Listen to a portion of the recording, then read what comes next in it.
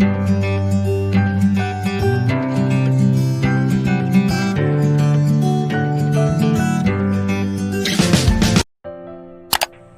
assalamualaikum. Kita berjumpa kembali.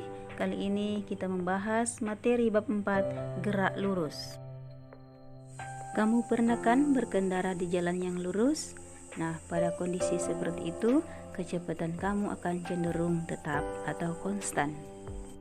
Nah, ketika kamu berkendara tadi, kamu telah mengalami perubahan kedudukan dari posisi awal. Dan itulah yang dinamakan dengan gerak.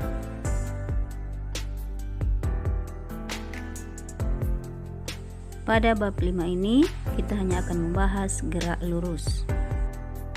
Berikut adalah besaran-besaran gerak. Dalam hal ini yang kita bahas adalah gerak lurus.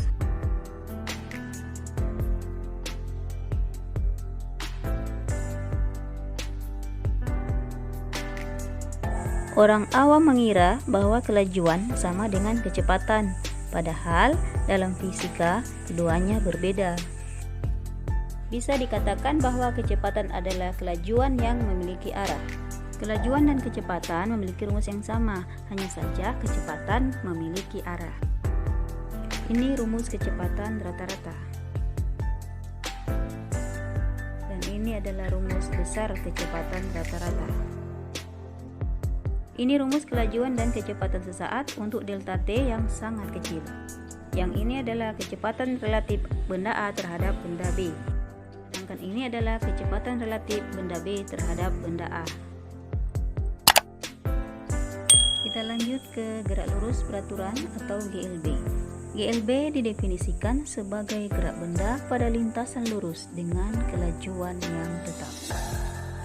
Benda memiliki kelajuan tetap jika benda tersebut menempuh jarak yang sama untuk selang waktu yang sama. Ini adalah grafik jarak terhadap waktu pada GLB. Grafik ini menunjukkan bahwa kelajuan selalu tetap untuk selang waktu kapanpun. Persamaan pada GLB adalah S sama dengan V kali T atau V sama dengan S per T.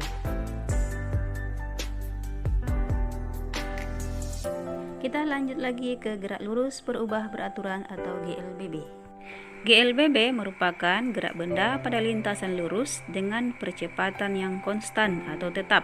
Bedanya GLB dengan GLBB adalah gerak lurus beraturan tidak mempunyai percepatan, sedangkan gerak lurus berubah beraturan mempunyai percepatan. Ini adalah persamaan-persamaan yang berlaku pada GLBB.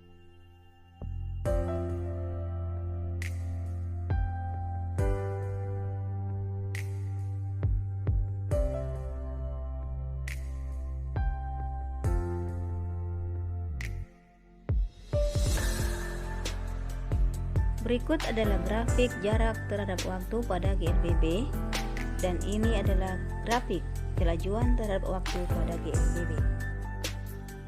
Next lagi ke materi gerak jatuh bebas.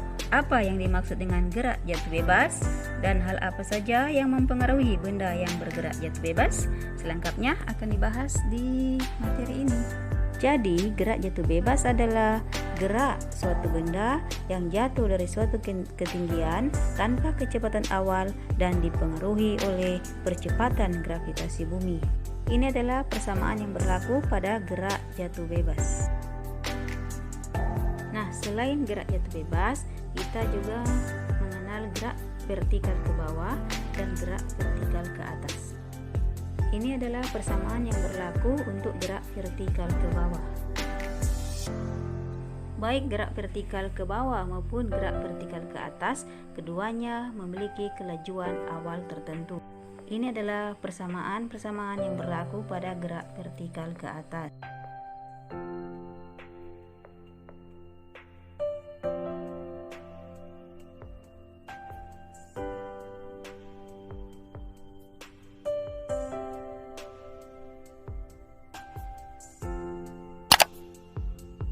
Oke, baik, perhatikan contoh soal yang pertama, itu tentang soal GLB ya, dimana ada dua mobil, diketahui mobil A dan B ini bergerak berlawanan. Jadi misalnya ini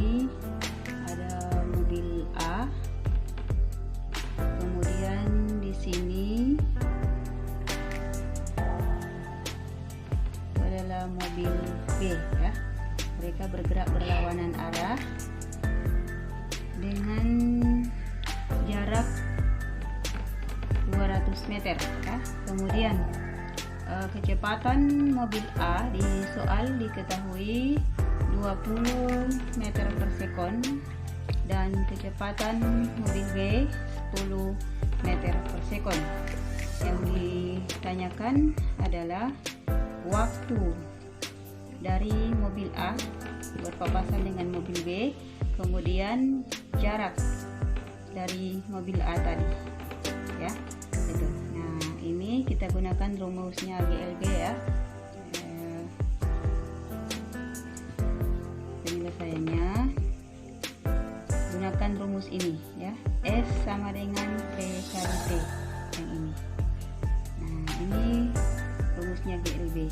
Nah, karena ini arahnya berlawanan, maka S sama dengan PA dikali T ditambah PB dikali T, seperti itu. Terus S nya itu 200 meter, maka kita isi di sini 200 sama dengan, turun ke bawah kameranya biar tidak berjelas. PA nya 20 dikali T ditambah 10 dikali T ya, 10 ini.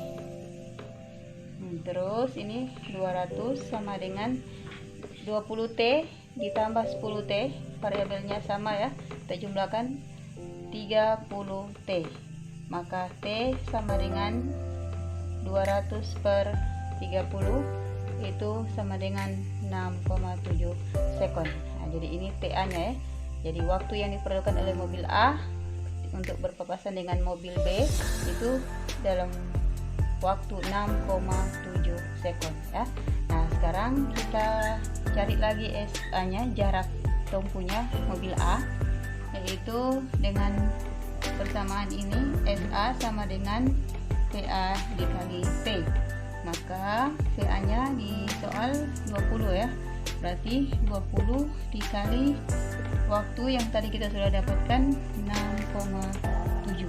Maka ini kalau dikalikan dapatnya 134 meter. Nah, jadi jarak mobil A untuk bisa berpapasan dengan mobil B itu pada jarak 134 meter ya. Jadi gunakan rumus GLB. Oke, sekarang kita lanjut ke contoh soalan kedua, itu tentang GLBB ya.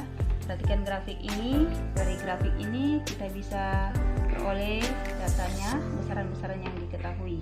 Nah, dari soal itu diketahui yang ditanya adalah jarak pada saat 3 sekon. Nah, di sini di grafik ini besaran itu pada saat 12, dari 12 ke 24 dan waktunya sampai 2 sekon. Nah, ini grafik ini dia naik ke atas begini. Nah, kita tuliskan dulu yang diketahui dari grafik. Dia start dari sini, berarti ini adalah kecepatan awalnya sama dengan 12 meter per sekon, dan ini adalah kecepatan akhir atau PT nya 24 meter per sekon. Kemudian T untuk di sini sama dengan 2 sekon. Nah, setelah itu yang ditanya adalah jarak saat T sama dengan 3 sekon. Nah, itu yang ditanya. Maka kita cari dulu A, kecepatan ya, dengan persamaan A sama dengan PT dikurang V0 per T. Ini persamaan di salah satu persamaan di GLBB ya. Sama dengan 24 yang ini di grafik dikurang kecepatan awal per 2 sekon yang ada di grafik ya. Nah, kita dapatkan 6 meter per sekon kuadrat percepatannya ya. Nah, setelah itu baru cari jaraknya ya. Nah, jarak pada T sama dengan 3 sekon. Nah, kita bisa gunakan salah satu persamaan di GLBB, yakni S sama dengan P0T ditambah 1/2 AT kuadrat. P0-nya itu 12, kemudian T yang kita pakai jangan pakai T2 lagi, melainkan yang diketahui di sini ya, sama dengan 3 sekon. Jadi ini kalikan dengan 3 ditambah 1/2, percepatannya yang ini yang kita sudah cari dikali 6, kemudian dikali 3 kuadrat. Ini 12 kali 3 itu 36, ditambah 6 bagi 2 3, ini 3 kuadrat, maka 9 kali 3 27 ya. Berarti 36 tambah 27 sama dengan 63 meter. Maka jarak benda ini bergerak pada saat 3 sekon adalah sebesar 63 meter. Mudah ya.